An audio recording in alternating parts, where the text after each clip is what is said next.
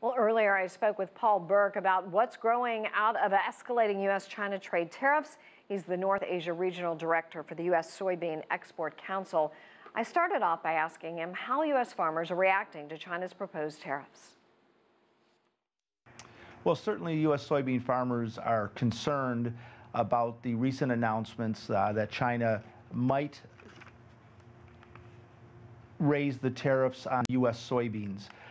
So their reaction is that doing what they have been doing up until this time, and that is communicating to both the Chinese government and the U.S. government that the best option that is a win-win situation is to avoid imposing tariffs on either Chinese goods or U.S. goods.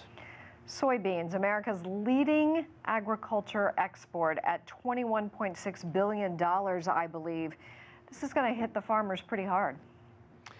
For sure, if China does implement its proposed tariffs, it will have a negative impact on soybean prices for U.S. soybean farmers, and we will see a decline in total exports as a result of this, according to our modeling.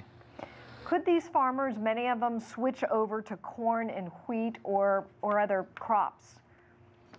Well, all farmers do a crop rotation, and in most instances, you'll see a farmer will go, let's say, 50-50 corn and soybeans, and then depending on the price, they might increase a little bit for corn or a little bit for soybeans, but they have to keep that rotation pretty tight. It's important for their sustainable production and keeping their soil fertility. So there's not a lot of options or not a lot of room to change drastically due to imposition of tariffs by one government or another. Have they, Paul, in fact, already looked at contingency plans if, in fact, this happens? No, not for this year. At this stage, you've got a situation where farmers have already bought their seeds. They bought all of their inputs. In some parts of the country, the farmers are already planting corn. So right now, and then we're in a situation where these are still proposed tariffs. So I don't think you're going to see farmers making a switch from what they've already planned for this year, but going into the 2019 planting season, you might see some other changes of plans. So how much of an impact is this on the lawmakers in these farm states? Many of these states are where President Trump's base is actually.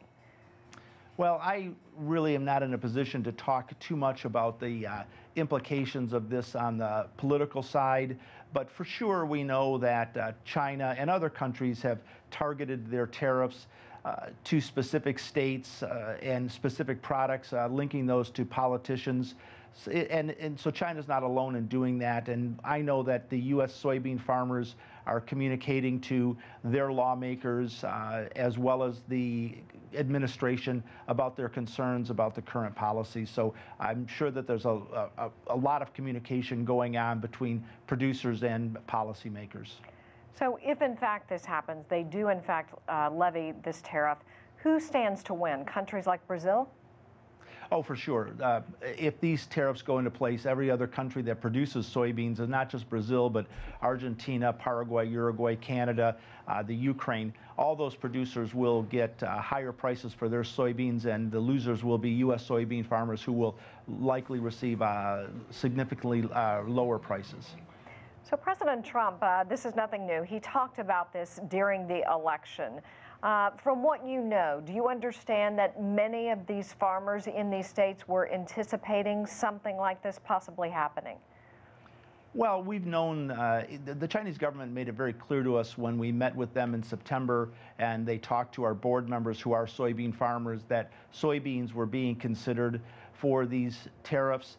And the Chinese government has told us in subsequent meetings since then that soybeans are being considered. So we were not shocked, we were not caught off guard by these announcements, but certainly we were disappointed.